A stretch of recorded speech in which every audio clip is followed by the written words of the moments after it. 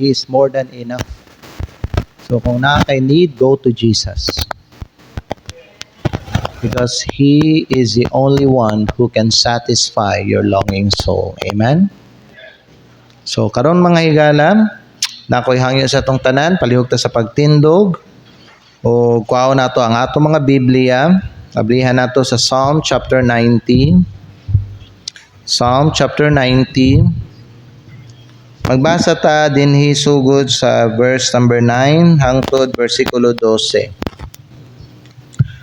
Psalm chapter 90 beginning in verse 9 hangtod sa versikulo 12. Ang pulong sa Dios nagingon dinhi mga higala, for all our days are passed away in thy wrath. We spend our years as a tale that is told. Daghan karon post sa takadali. Daghan karon daghang mga tao karon nga story na lang sila. Tungod kay wala na sila dito sa kalibutan.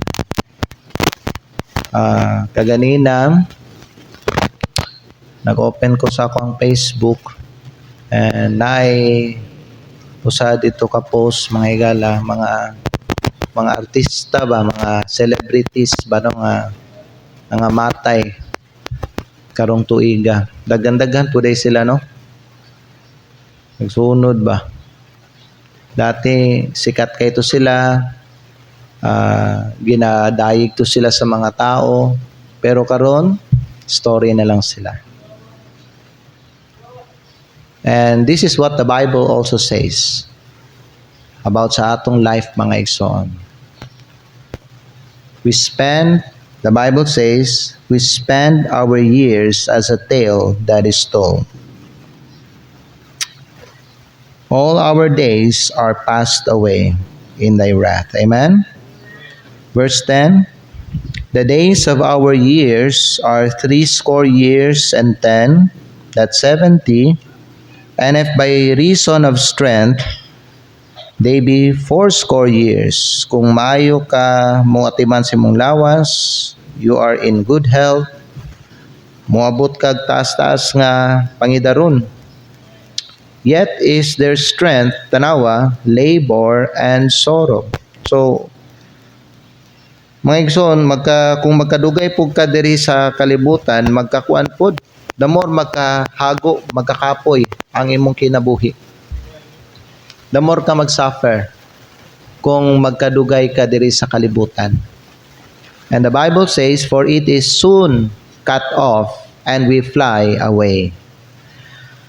Verse 11, who knoweth the power of thine anger? Even according to thy fear, so is thy wrath. Verse 12. So teach us to number our days, that we may apply our hearts unto wisdom. Magampot ang mga igsoon. Father in heaven, we thank you, Lord, for this opportunity to hear your word. And Lord, before me maminaw sa imong pulong, salamat kay Lord God sa imuhang kamaayo, sa among kinabuhi, sa imong faithfulness, Lord, sa among kinabuhi throughout this year. Nakita na mo, Lord, kung unsa ka-abundant ang imong grasya ug ang mercy nga imong gihatag sa amo. Lord God, I pray nga panalangin ni Ginoo ang pagabuhaton karon nga preaching ug nga kami Ginoo nga nagsimba sa imo karon, Lord. I pray nga panalangin ni usab kami nga mga katawhan nimo. Gamita ang imong pulong to bring enlightenment sa amo ang hunahuna. And Lord, please speak to our hearts. Nagaampo kami na pinaagyan ng pulong nimo karon. Lord, mabag-o kami. And Father God, itugyan namo sa imo, Lord, ang nabilin nga oras karon. And we pray for the Holy Spirit to move. And I pray, Lord, for wisdom and power also. Father God, we can do nothing apart from you. So Father, please help us today. Tugyan among tanan diya sa imong amahan. Ug kining tanan, Lord, among ginaampo ginapasalamatan. In Jesus' name, Amen. Salamat o pwede na mo maglingkod mga igsoon. The message today is before the year will end. Sa dili pa mahuman ang tuig. Mao ni ang atong mensahe. Kita karon nagtindog ta no sa katapusang mga adlaw sa tuig 2025. As we stand at the edge of the year, nayo sa kabutang mga igsoon nga na-realize nako. Ang sa kabutang nga na-realize nako mga higala kay ang time precious kayo. Kani nga tuig naghatag sa tuwa og kalipay, kasakit, kadaugan, kapildihan, kawadon, mga pagtulunan, lessons, og grasya. Some prayers nato gitubag and some are still waiting. Some dreams were fulfilled and others were broken. Pero karong buntag mga higala, sa dili pa mahuman ang kining tuig, ang Dios naghatag sa tuwa og opportunity. Dili lang para kita mo celebrate sa bagong tuig, but to evaluate. No? Evaluate ourselves. Not just to remember unsa ang mga nahitabo karong tuiga, but to realign also our hearts to Him. Ang katapusan sa tuig is not only about fireworks and countdowns, but it is about faith, reflection, and surrender. David said, "Teach us, Lord, to number our days." Tudloi kami sa pag-ihap sa among mga adlaw. Ang buot pasabutan ng mga higala, Ginoo, tabangi kami nga magkinabuhi nga maalamon. Sugod karon tungod kay ang kinabuhi mo bura. So before we cross over to a new year, ang Diyos ming tawag sa atua og upat ka mga espirituhanong mga butang. Na mao ni ang ato ang hisgutan mga higala karong buntag. If we end the year right, we can enter the new year ready. Amen?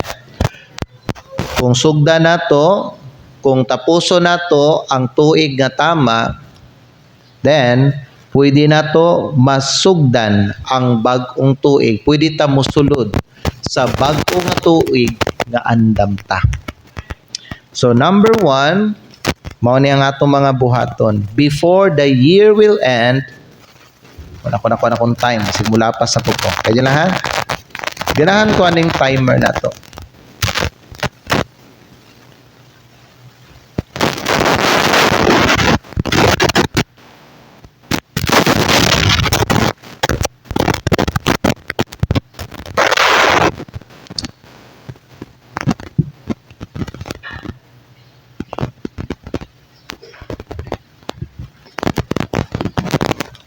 Number 1, before the year will end, number 1, remember God's faithfulness. Sa dili pa mahuman ang tuig, hinumdumi ninyo ang kamatinud-anon sa Dios. Amen? Lamentations chapter 3 verse 22 and 23 says, "It is of the Lord's mercies that we are not consumed, because His compassions fail not. We are new every morning. Great is Thy faithfulness." Mga igsoon, kung ang Diyos dili faithful, wala na unta ta karon. Nakasurvive ka sa mga storms nga imuhang yunahuna, nga maoy mo patay siguro sa imo, mudaot sa imo, pero wala ka na mga igsoon gitugot sa Dios because He is faithful to your life. You overcame seasons you thought you would not endure. You know what? Some people started the year with us are no longer here. Diba? Naay mga tao mga higala dinhi sa akong kinabuhi nga gisugdan ang kaning tuig 2025 nga nakauban pa nako sila. But on this same year gikuha pud sila sa Ginoo. Wala na sila karon sa akong kinabuhi. You see? Higala, some people who started the year with us are no longer here, pero ikaw naa ka pa. Kay balo ba mo unsay but pasabot ana? That alone is a testimony of God's mercy. Mo na no usa ka butang kinahanglan nato mga igsoon. Buhaton ba no kay ato ang hinumduman ang kamatinumanon sa Ginoo. You know, pareha sa mga Israel dito sa Kamingawan, makita niyo unsa ka faithful ang Ginoo sa ilaha. Kada buntag, naay mana nga mahulog dito sa ilahang lugar mga igsoon. Kumugawas sila dito sa ilang balay, naa ang mana, mukuha na lang sila. That's how faithful God is. Tungod kay everyday, ginaatiman niya ang mga tao. Dili lang kita, hasta tong mga dili niya mga katawhan, iyang giatiman. Amen? Iyang ginapakao. Kaning mga Israel, gasigi sila og complain. Kaning mga Israel, bisag nakita na nila ang gahom sa Dios, gaduda pagyapon sila, pero kay balo ba mo, God remained faithful to them. He still provided their needs. And higala sa imo abihang kinabuhi pud ingon ana pud biha. Aduna pud biya mga panahon siguro sa imong kinabuhi karong tuiga nga ikaw ga-complain ka siguro bahin sa imong kinabuhi o sa inyong kahimtang, sa inyong pamilya. Basin mga higala, ga-doubt ka sa kamaayo sa Ginoo sa imong kinabuhi karong tuiga, pero bisan ikaw nag-doubt ka, bisan ikaw ga-complain ka sa imong kahimtang, ang Dios nagpabilin gyapon siya nga matinumanon diha sa imong kinabuhi ug sa inyong pamilya ug maayo diha. Gapabilin gyapon siya nga maayo sa inyong pamilya ug sa inyong kinabuhi. Amen. So mao na sa dili pa matapos ang tuig, ayaw pag-focus sa imuhang mga kakulangon. Sa di pa mahuman ni mga higala, ayaw pag-focus sa mga butang nga wala sa imuha. Pero tanawa mga butang nga gihatag sa Ginoo sa imo. Kay kung makita nimo na mga higala, makita ninyo ang faithfulness sa Ginoo. Tanawa ang kadagaya sa grasya sa Dios. Remember mga higala, remembering kaning makahinumdom bitaw ta sa faithfulness sa Ginoo mao nay magdala sa ato sa pagpasalamat. If we cannot remember, we cannot thank Him. Pero kung kita makahinumdom, kita magpasalamat. Because paminaw mo megala, ang nakanindot ani makahinumdom ta, unya magpasalamat ta sa Ginoo, mauna siya moayo sa ato ang kasing-kasing. Maybe you are broken-hearted this morning, but when you remember God's faithfulness in your life, and when you start thanking Him for what He gave to you and what He has done to you, higala, maunay muayo sa imuhang samad na samaran nga kasing-kasing. Amen? Number 2, before the year will end, dili lang kay hinumduman nato ang faithfulness sa Ginoo, but number 2, repent and release the past. Paghinulsol og i-let go na tong past. Amen ba? Lamentation chapter 3 in verse 40, ang pulong sa Dios nagingon sa ato mga higala sa Lamentation chapter 3 in verse number 40. The Bible says in this verse, sa versikulo 40, let us search and try our ways and turn again to the Lord. So atong pamalandungan ba, ang atong kaugalingon, atong susihon, ang mga dalan, ang atong gilakwan, kung asa ta na sipyat, kung asa ta na hulog, kung asa ta ba nakasala sa Ginoo, let us search and try our ways.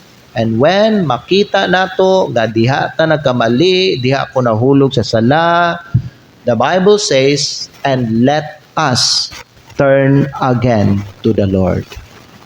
Amen? Let us learn from our past mistakes. Let us learn lessons in life.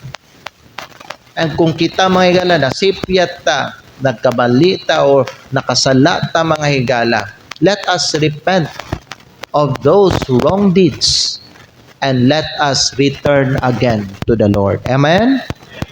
Year end is not only a time to count blessings. Ang kaning katapusan nga tuig mga higala, no?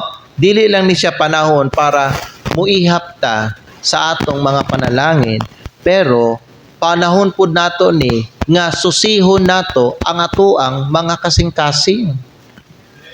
I-check ang imong heart. Tarong ba ang imong heart atubangan sa Ginoo? Maybe this year you drifted spiritually. Basin ba karong tuig mga higala ba noon nalayo ka sa Ginoo? Or maybe you were hurt, nasakitan ka and you became bitter. Higala, panahon na siya nga imuha nang i-release. I-let go nimo na. Don't hold on to those things. Ayaw na dalhas sa 2026. Or else, dili mahimong nindot ang imong kinabuhi, ang dagan sa imong kinabuhi sa 2026. Kung imo mo hold on kapag gihapon sa mga hurts nimo karong tuig ka. Amen ba? Do you want your new year mga igsoon nga puno sa grasya o sa mga panalangin sa Ginoo? Ayaw dalha sa bagong tuig ang imong mga past hurts nimo. Amen? Don't become bitter in 2026. Wala na karong tuig sa di pa mahuman ang 2025 mga higala. Higala paminaw mo, dili man ta mga perpekto, and God is not asking for perfection. But He is asking for repentance. He just want you to repent. Higala paminaw, if you will repent, God will forgive you. And He will restore you. Do you want that? The only requirement is magpaubos kita atubangan sa Ginoo. Amen ba? Higala paminaw, you cannot bring dirty clothes into a new cabinet. Unya, mag-expect ka of freshness. Dili ba? Kung gusto ka mga higala nga humot ang imong cabinet mga higala, dili ka magbutang og kanang mga baho, mga bulingon diha, mga ihanger nimo na ibutan nimo sa cabinet niyo, baho kay kuan dira, singot dira yan. Isagol nimo siya mga higala sa bago nimo nga mga nilabhan nimo. Ang kanang mga bulingon nimo nga baho kayo nga namilit ang mga singot sa gikan trabaho, eskwelahan inana. Ang katong mga uban po ni mga limpyo nga mga sanina, mubaho po to apil. So dili nimo pwede ibutang ang hugaw nga mga sanina, ang mga baho nga sanina sa limpyo nga cabinet kay para dili siya mubaho. Igsoon, para dili man manimaho ang atong bagong tuig. Limpyuhan nato ang atong kinabuhi sa dili pata mo atubang sa bagong tuig. Amen? Mo na pinakamay nga buhato nato. You cannot bring unrepented sin into a new year and expect blessing. So importante magrepent ta so we can expect blessing. Amen? So sa dili pa mosulod ang bagong tuig, biyahe ang sala. Pasayloang nakasakit sa imo ug ihatag balik ang imong kasing-kasing ngadto sa Ginoo. Repentance mga higala is not punishment. It is preparation. Preparation nimo para sa bagong tuig. Because when you repent, you will be restored. And when you will be restored, paminaw, when you are restored, ang mga blessings mo balik sa imo. So preparation na.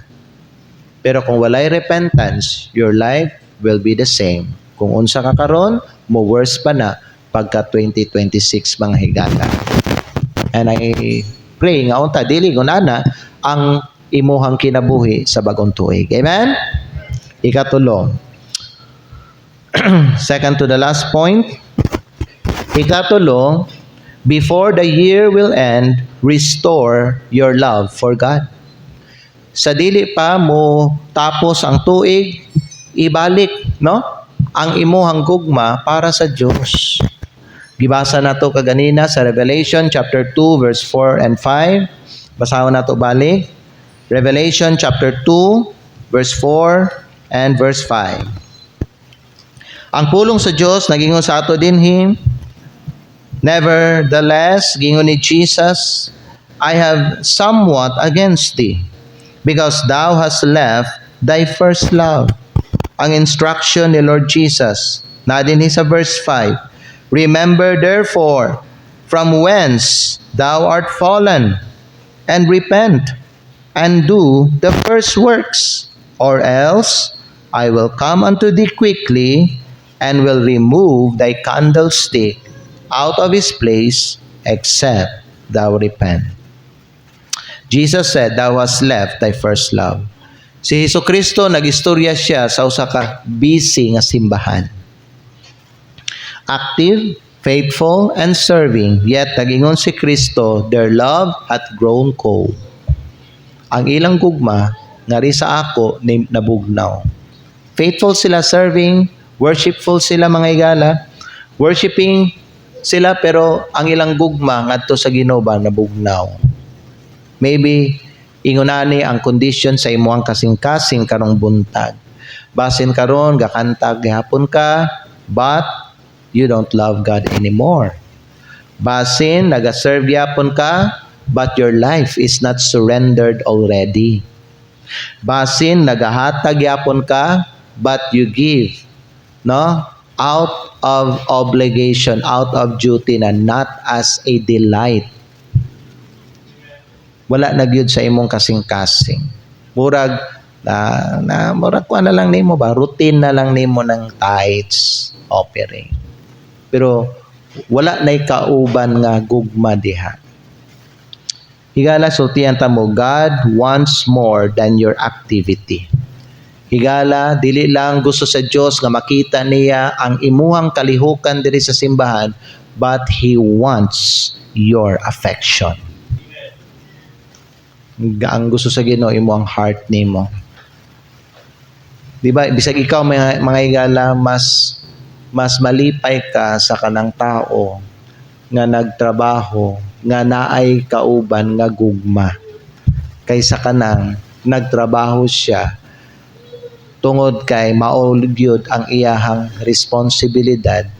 So, nagtrabaho siya pero walay gugma diha sa iyang pagtrabaho. Dili kinasing-kasing. Dili ba? Higala, ang kaminyoon, sama sa kaminyoon ba, dili siya makasurvive on routine only. Dili siya makasurvive, ana. Ang marriage, makasurvive siya sa tulo ka butang. And what is that? Una, ang kaminyoon, makasurvive siya sa relationship. Ikaduha, communication. Ikatulo, love. Kining tulo, ang susi para ang marriage mulahutay siya. Without these three, paminaw, dili mulahutay ang marriage. Amen. If you see anybody, mga igsoon, na broken ang ilang marriage, it is because kulang sila aning tulo. Pag walay maayong relasyon, walay maayong communication, o walay tinuganay nga gugma, that marriage won't last. Amen? So ang application unsa man, pangutano nato ang atong kaugalingon, nahigugma pa ba ko sa Ginoo sama sa una? Mao ni ang usa ka butang nga ato ang ipangutana sa ato ang kaugalingon karon. Nahigugma pa ba ko sa Ginoo sama sa una? Ending the year right means returning to your first love.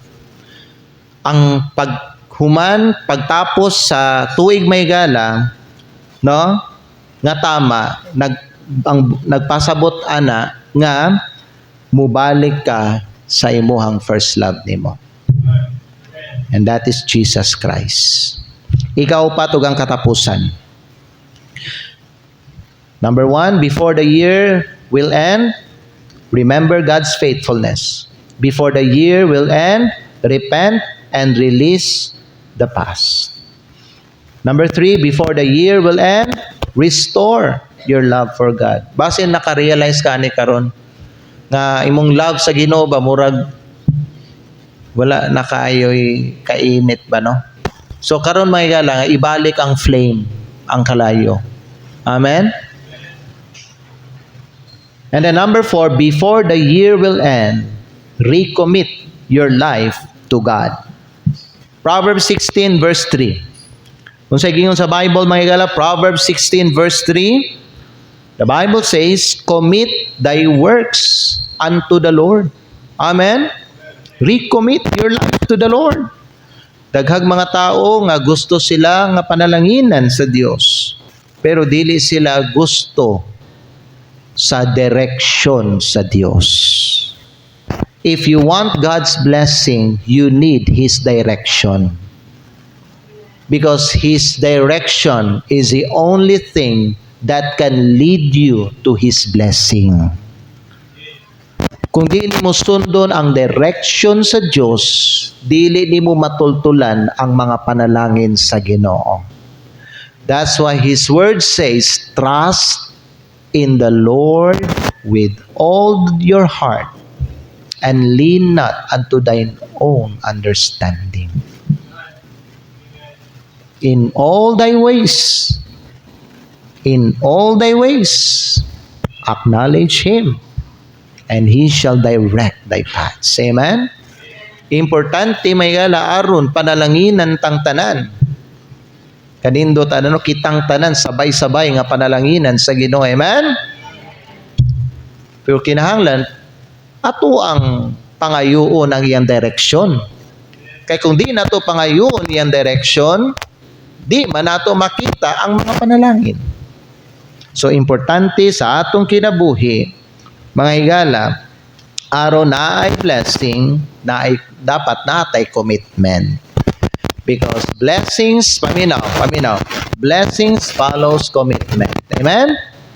Pag makita sa Diyos, committed ka nga mo follow sa iyang mga direction, panalanginan yun sa Ginoo ang imong kinabuhi. Labi na sunod tuig. Amen? So commit your plans. Do you have plans? Kung sa na imong mga plano may gala sunod tuig, ihatag ngadto sa Ginoo. Commit your family. Ang imuhang mga anak, imuhang papa, imong mama, imong bana, imong asawa. Ihatag ngadto sa Dios, itugyan ngadto sa Ginoo. Commit your family to the Lord. Commit your ministry. Commit your future to God. Higala paminaw, when you surrender your will, God will establish a way for you.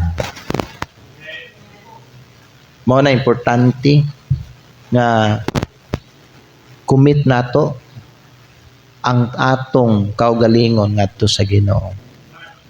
Kung unsa ang naa sa ato karon, atong i-commit sa Ginoo. Amen?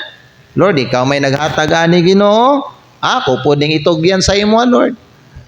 Kay di ko gusto Ginoo nga unsa nimong gihatag sa ako, masayang ra, mausik ra, mawala ra kung ako ang mag-direct ani. Lord, kinahanglan ako imong direction, imong guidance, and Lord, give me wisdom to handle this. Amen? To handle my family, to handle my life, my work, my business, whatever. Unsa imong gihatag sa ako, Ginoo. Lord, tagay kog wisdom and guide me. Amen? Commit. The Bible says, commit thy works unto the Lord. Basawa na to. Balik there. Proverbs 16 verse 3. The Bible says, commit thy works unto the Lord, tanawang sunod nga mga pulong, and thy thoughts shall be established. Do you understand this word thoughts? Kaning word thoughts, in the Hebrew translation, it means plans. The Bible says, if you commit your works unto the Lord, your plans will be established. Amen ba? Okay pa mo, Ate Dinday o Ate Analinda?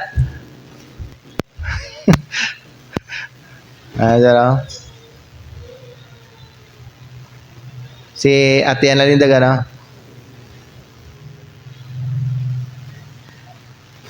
Nagingon nila kung ayaw daw tapad sa tao nga hingatulog kay makatulog po kag apil. Mo na nga si Kuya Boy wa na ning tapad kang Hazel aron di siya makatulog. Ning tapad siya kay Joy, kay si Joy di man hingatulog si Joy. Wa kinatulog si Kuya Boy, oh. Di ba? Tapad pa ni siya kang Hazel, wala tulog man ni Kuya Boy ba. Natapad siya ti Dide og si Ate Analinda, di tulog ay. Di ba? So on, surrender to God everything. Amen? You know what? Ang sakyanan nga walay driver maunsa. Ayan, mo sakay ka, walay driver, padagan bang, di ba no? Mo hansa? Self-driving. Pero nga paminaw, kung walay driver ang sakyanan, padagano nimo makras siya, ibabangga. Di ba? Ang kinabuhi nga dili kontrolado sa Ginoo may gala will eventually break also. So pag dili ang Dios ang mo control sa imong kinabuhi o ang modala sa imong kinabuhi, your life will be destroyed. Busa may 2026 ha, karon pa lang sa di pa mahuman ang 2025. Mo recommit na ta sa atong kagalingon ngadto sa Dios. Amen? Lord, control me. Sa dili pa matapos ang tuig, ingna ang Ginoo, Lord, ikaw gihapon ang tag-iya sa akong kinabuhi o sa akong kaugmaon. Amen? Musalig ko sa imo, Ginoo, o kung asa ko nimo, ilid, mo follow ko sa imo. Amen? So karon katapusan nato mga higala. Ang pulong mahigala nagingon sa ato in 2 Corinthians chapter 6 verse 2. Moadto na ta sa atong conclusion. The Bible says, "For he saith, I have heard thee in a time accepted, and in the day of salvation have I succored thee." Or the word succored means help. So ang Bible nagsulti, "And in the day of salvation have I helped thee. Behold, now is the accepted time. Behold, now is the day of salvation." Higala, kani ginagamit nato ni siya kung magsangyaw ta, yan tinuod mga igsoon, pero kani po magamit nato sa ato ang Christian life. So unsa may kuan diri mga higala, unsa may panawagan ani sa Ginoo sa atoa. Ang panawagan ani sa Ginoo sa atoa nga ayaw ninyo tapusa ang tuig na wala kay Kristo. So if you are here this morning and you have not yet accepted the Lord Jesus in your heart, accept Him today. The Bible says, "Behold, now is the accepted time." Sa dili pa nimo humanon ang 2025, dawata na si Kristo. Make Him your Savior and Lord. Amen? And do not cross over without forgiveness. Ayaw tabok sa 2025 nga dili nimo to mapasaylo tong mga tao. Kung kinsa man ang nakasala sa inyo or basin ikaw nakaisala, mga higala, nakasala ka, it is time to forgive. Do not, mga igsoon, do not embrace bitterness and hatred and anger in your life. And mauna ang imuhang dalhon sa bagong tuig. Ang imong kinabuhi di gyud mahimong maayo. Diba? Kung sugdan nimo og tama, magbunga siyag maayo mga higala sa katapusan. Pero kung sugdan nimog mali, daot gyud na ang bunga ana. So unta dili kanang pangit, dili kanang worse ang imuhang 2026. Unta bless ang imuhang 2026. Amen.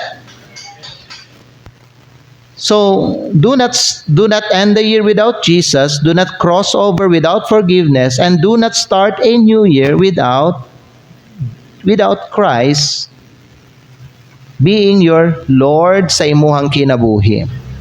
So natay mga bisita karon nga buntag. Ang akong pangutana sa imo karon, kung panalitan, kuhaon ka na sa Ginoo karon.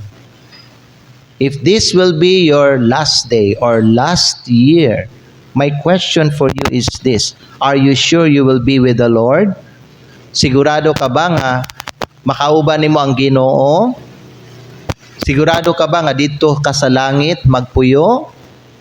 Usay ni kabutang nga dapat mga higala i-consider nimo. If you need salvation, if you need restoration, if you want to recommit your life, then I encourage all of you, no, karong buntag, muani tag altar. Amen? Ug magampo ta sa Ginoo. Tapusan ninyo ang tuig nga tama. And start the new year nga save ka and kanang restored na ka, na-renew ka na, revive ka na. Amen? Amen. So karon may higala mag-closing ta. Dili nato mga higala tapuson ang tuig nga mao ra gyapon. Di na tapuson ang tuig mga higala nga dili ta, no? Kanang dili ta magbag-o. Tapuson nato ang tuig mga higala nga kanang tarong, tama, and wiser. Amen? We will not just count days, but we will consecrate our hearts. So before the year will end, pilion nato ang Dios sa atong kinabuhi. Amen? Sige, idoko atong mga ulo, ipiyong nato atong mga mata. Palihog, idoko ang atong mga ulo, ipiyong nato ang atong mga mata. Mag-pray ta. Father in heaven, please move the invitation today and speak to us in this invitation. Lord, salamat kaayo aning tuig 2025. Lord, kani nga tuig is full of mixed emotion, and Lord, naay mga nagkalailahi nga mga event nga mo ang na-experience. Naay mga panahon nga naami sa ibabaw, naay mga panahon aning tuiga nga naapod mi sa ubos, naay mga panahon nga kami Lord nagbalipayon, naay mga panahon nga kami naguol, naay mga panahon nga abunda kami sa mga provision, ug naay mga panahon Ginoo nga ubas ang amuang mga bulsa. Yet nagpabilin gihapon ka nga faithful ug maayo sa among kinabuhi. Thank you so much, Father, for taking good care of us.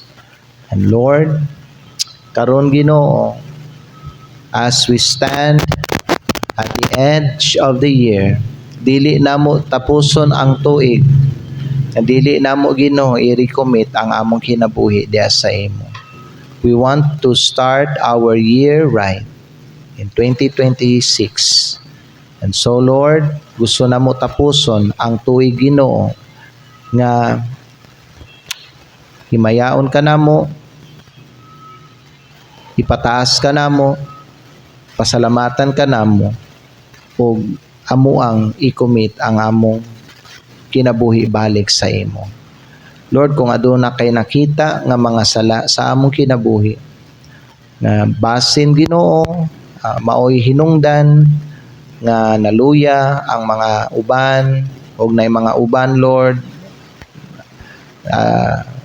basin na sila gihuptan nga mga kasakit sa ilang kasing-kasing. I pray, Lord, nga istoryaha ka na nga Kristohanon, and I pray, Lord, nga unta Ginoo i-let go niya ang mga past and mag-focus siya Ginoo sa imong grasya, sa imong kamaayo, sa imong faithfulness diya sa iyang kinabuhi. Help us, Lord God, to end our year right and to start our year right. Bless your people, Father. I pray this in Jesus' name. Manindog ta mga higala. Karon para no sa ato ang invitation ug karon magampo man ta. Ino na to ang Ginoo, Lord, before this year will end. Thank you, Lord. Maghinulsol ko, pasaylo ako sa mga nabuhat nako, pasaylo ako kay karon nga tuig, nahulog ko sa sala. Ginoo, maghinulsol nako, mubalik ko sa imo ug akong i-recommit ang akong kinabuhi nga nasa imo. Ginoo, limpyuhi kini nga akong kasing-kasing, i-restore ang ako ang gugma nga nasa imo ug iandam ako para sa moabot nga bag-ong tuig. In Jesus' mighty name, amen. Pwede ka magampuan na mga higala. Mao ni nindot nga i-pray nato karong buntag. So, tanawa, no? Karon is try to look back and see how faithful the Lord is in your life and thank Him for His faithfulness. And tanawa mga higala sa imong kinabuhi, asa ka na pandol, asa ka na hulog, asa ka na sipyat. We are not perfect. God is not asking for perfection, but He just wants us to humble ourselves and to repent of our sin, and He will restore us. And before the year will end, maybe ang imong gugma sa Ginoo nabugnaw na, i-restore ang imong gugma para sa Diyos. And before the year will end, recommit your life to God. Tell God, Lord, I will still be faithful to you. Lord, kung ako nagmatinumanon sa imo karon nga tuig, I will remain faithful to you. Kung kaluyan ko nimo, Lord, nga buhion ko nimo tibuok tuig 2026 sa sunod tuig, Lord, I will remain faithful to you. Because that is your command, Father. Be thou faithful unto death. So karon buntag mga igsoon, last na ni nga Domingo, mo say goodbye na ta 2025 ug magpasalamat ta aning tuig, magpasalamat ta for all the things that God has given us this year. Magpasalamat ta sa Dios. O karon mga higala, duol ta sa Ginoo, daygo nato siya, maghimot og mga decision sa atong kinabuhi aron mahimong fruitful and blessed ang ato ang New Year 2026. Kung gusto ka mag-ampo karon, then I encourage you, all of us, anhita diri sa altar, makigstorya ta sa labaw natong tanan, mao ang Dios. So duol ta sa iyaha o atong ipaubos ang atong kaugalingon sa makagagahom ug sa labaw sa tanan, ang atong Creator, the Lord of Lords and King of Kings. And let's thank the Lord na iyang gihatag sa atoa. Pasalamatan nato siya kay gihatag niya sa atoa ang year 2025 na madaugon.